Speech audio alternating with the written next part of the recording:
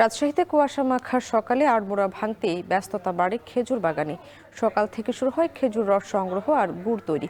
এ নিয়ে বিস্তারিত জানাতে বানেশ্বরের রঘুরামপুর থেকে যুক্ত হচ্ছেন রাকিবুল হাসান।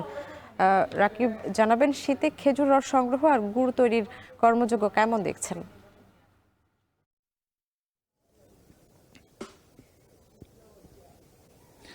সামনে আসলে পৌষের সকালে গ্রাম বাংলার যে চিত্র সেটি একটু আলাদাভাবে দেখা দেয়। আসলে একেবারে কুয়াশাচ্ছন্ন একটি গ্রাম রঘুরামপুর। আমরা সকাল থেকে আসলে যেটি দেখছি যে এখানকার প্রত্যেকটি জায়গায় যে খেজুরের গাছগুলো রয়েছে সেখান থেকে খেজুরের রস সংগ্রহ করেছে একেবারে ভোর থেকে গাছিরা, এবং তারপরেই তারা কিন্তু প্রত্যেকটি বাড়ির উঠোনেই আমরা লক্ষ্য করছি এইরকম চুল্লি রয়েছে, এবং সেই চুল্লিগুলোনে যে সংগৃহীত রস সেগুলো নিয়ে আসা হয়েছে, এবং গুড় তৈরি করার যে প্রক্রিয়া সেটি জাল দেয়া হচ্ছে এখন।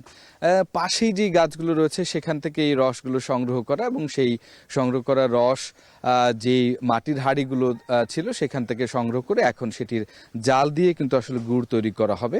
এবং রাজশাহীর যে 4টি উপজেলা পবা, পুঠিয়া, চারঘাট, দুর্গাপুর, এই প্রত্যেকটি জায়গাতেই কিন্তু আসলে খেজুরের গাছ আছে, এবং খেজুরের গাছ কৃষি সম্প্রসারণ দপ্তর বলছে যে প্রায় 6.5 লাখ, এবং প্রত্যেক বছরই আসলে খেজুরের এই যে গাছের সংখ্যা সেটি বাড়ছে। এর কারণ হচ্ছে যে এই যে শীত আসলে যে গুড় তৈরি করা হয় বানেশ্বর এলাকায়, সেই বানেশ্বরের গুড় কিন্তু সারা দেশব্যাপী আসলে যায়, এবং সে কারণে আমরা এখানে লক্ষ্য করছি যে প্রত্যেকটি বাড়িতে বাড়িতে বা গ্রামগুলোনে বাইরে থেকে, বিশেষ করে কুমিল্লা, চট্টগ্রাম, সিলেট, এই সমস্ত নারায়ণগঞ্জ, এই সমস্ত জায়গাগুলো থেকে কিন্তু ব্যাপারীরা এসেছেন এবং তারা নিজেরা থেকে এখানে গুড় তৈরি করে নিচ্ছেন।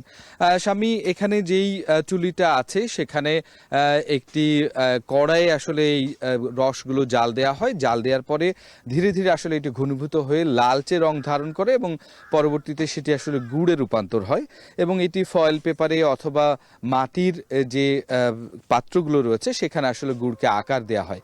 এবছর শীত যেহেতু রাজশাহীতে ধীরে এসেছে, যার কারণে এই যে গুড় তৈরির প্রক্রিয়াটি সেটিও খানিকটা পরে শুরু হয়েছে।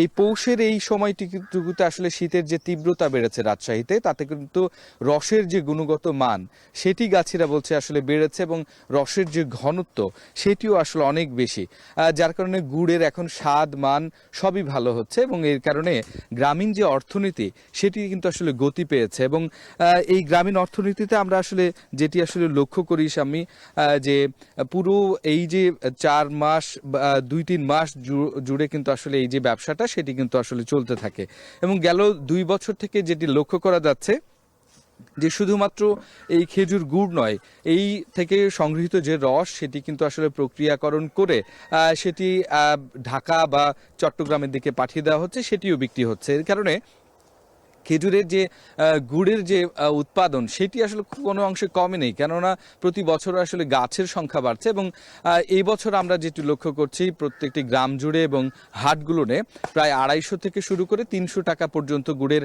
মান, আকার এবং স্বাদ ভেদে কিন্তু আসলে এই দামের পার্থক্যটি আছে, এবং সেই অনুযায়ী কিন্তু বেচা কেনা হচ্ছে। এখানে যারা গাছিরা আছেন তারা বলছেন যে এইটি আরও সামনের দিকে বাড়বে, এবং এই যে গুড়ের বেচা কেনা সেটি কিন্তু এখন একেবারে রমরম অবস্থা। তো স্বামী, এই ছিল রাজশাহী থেকে আমার কাছে সর্বশেষ খবর। রাজশাহী থেকে যুক্ত হয়েছিলেন রাকিবুল হাসান। এখন বাজারে নিচ্ছে আরেকটা বিরতি।